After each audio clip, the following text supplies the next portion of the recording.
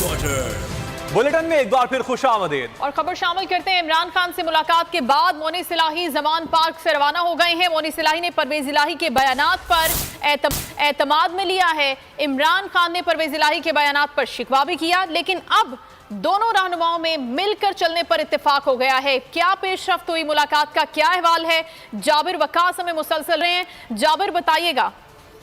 जी बिल्कुल, मुनस इलाही जो है वो 6 बजे के करीब यहाँ पर आए और इमरान खान से मुलाकात की। तकरीबन 20 मिनट ये मुलाकात जारी रही और इस मुलाकात को जो वो 1 to 1 मुलाकात करें तो ज्यादा बेहतर होगा। लेकिन इससे पहले उनकी इमरान खान साहब के कमरे में जाते हुए उससे पहले जो है वो फवाद चौधरी से भी चलते हुए बात की और इमरान खान जो फवाद चौधरी थे उन्होंने भी शिकवा किया कि आज का जो बयान है वो इस हवाले से जो है वो शकूक व शुबहात पैदा होते हैं। और इसी हवाले से मुनस इलाही ने जो है वो फरीद इलाही के बयान पर जो बाकायदा तरीके इंसाफ की इजाजत है और उसके बाद इमरान खान साहब को इत्तेमाद में लिया और इमरान खान ने फरीद इलाही के बयान पर जहाँ